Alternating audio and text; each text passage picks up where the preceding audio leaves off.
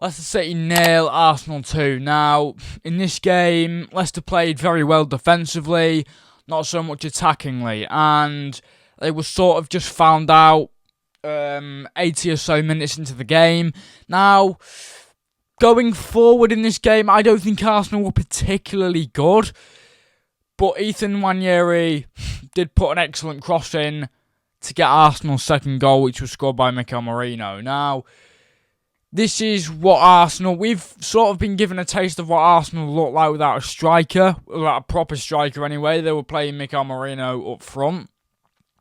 They started Leandro Trossard, Ethan Nwaneri and Raheem Sterling up front. Now, Raheem Sterling just isn't good enough.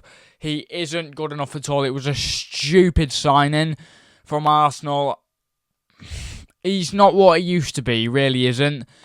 He's lost his legs. I mean, when you've got Kai Havertz, Gabriel Jesus, Martinelli, and Saka, obviously, as well as Mikel Merino, and a great talent in Ethan Nwaneri, you're not going to play someone like Sterling. Sterling is only in the team because you've got Martinelli, Havertz, and Saka out injured. He's not playing because of any other reason. Now, this is what Arsenal look like without a proper striker. They had the chance to sign a proper striker in January, but they just sort of didn't take that chance. And this is now what they look like, possibly without a striker. Because for 80 or so minutes, they just didn't look like scoring. Leicester looked like the ones that were going to score the most. And I just didn't think that Arsenal looked very good attacking, going on the attack today.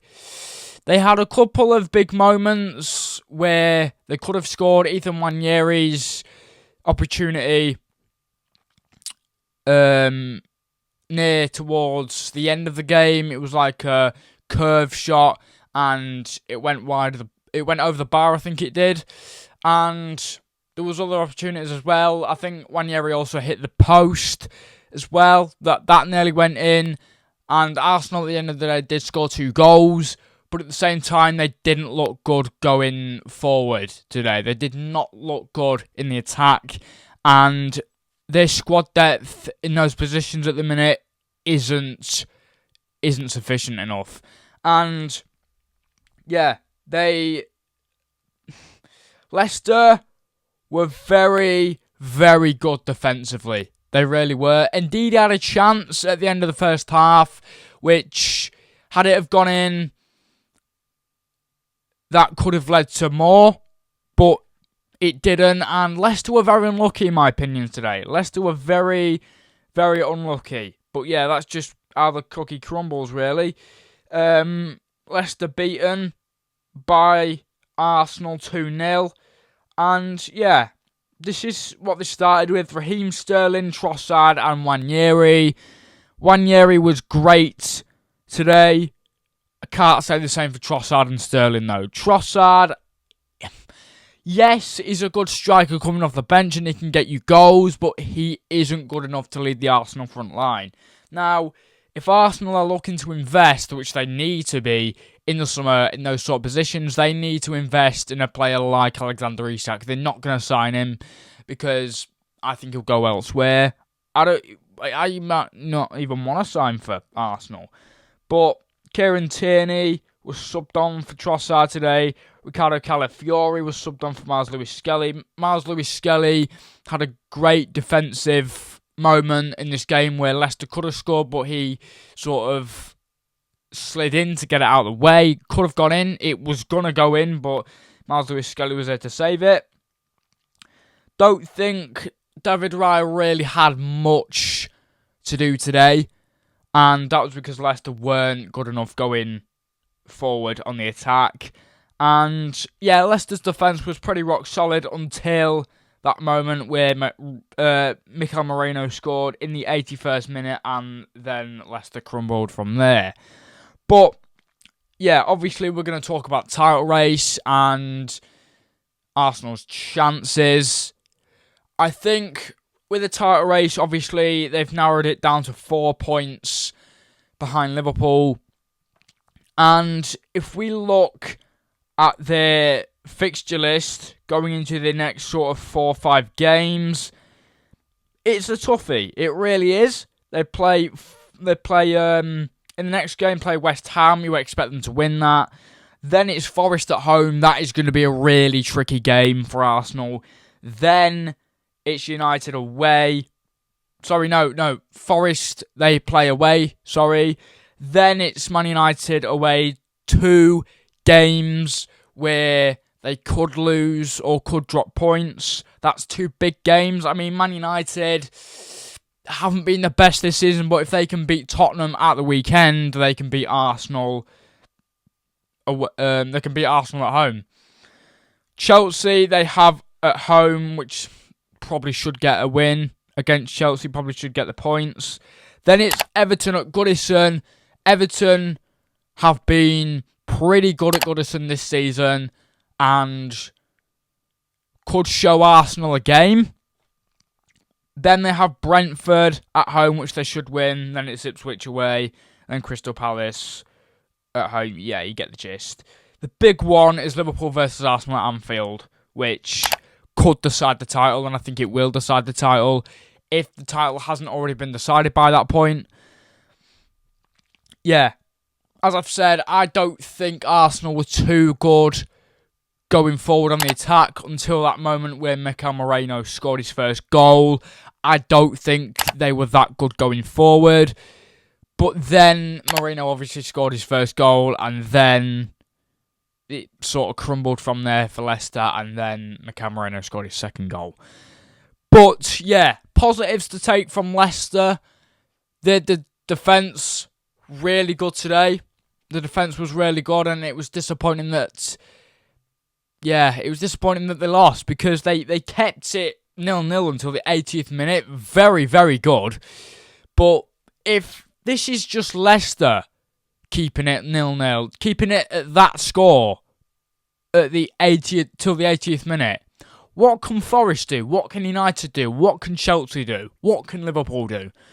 Like, we don't know what's going to happen in the upcoming fixtures with Arsenal, because although Liverpool have a very, very stressful schedule over the next sort of 4 games, Arsenal also have to concentrate as well, because Arsenal have Forest away, hard game, big game, United away, again, every game for Arsenal and Liverpool now up until the end of the season is a big game. No matter who it is, it's a big game.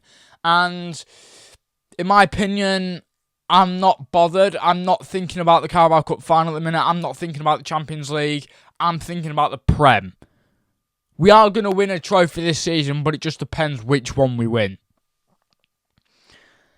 But yeah, it's tight at the top. 4 points now separate Arsenal and Liverpool. If Liverpool are to win at Wolves tomorrow, which you think they would, but you never know, that would separate them 7 points clear, I think it is. That would separate them 7 points clear. Now, if Liverpool keep winning, like, Liverpool just need to keep winning. Liverpool need to keep the wins coming in. Arsenal drop points, that's when Liverpool go, okay, we need to capitalise on that. If that's what happens, that is what happens. Yes, it's going to be this is Leicester. This is Leicester, so it is expected, but it's still a big result for Arsenal. I mean, Liverpool still have the best stats in the Premier League.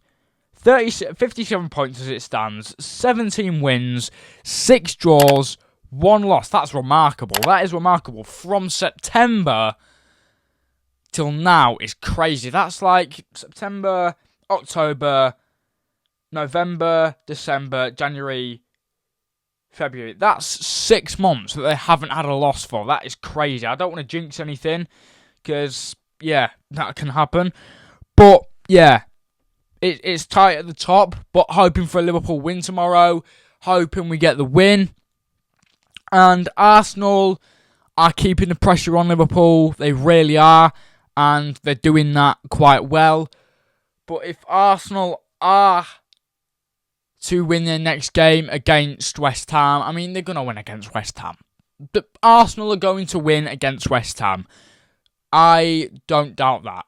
But before that, if Liverpool are to beat Wolves and Villa, that will then take it up to about 9 points clear.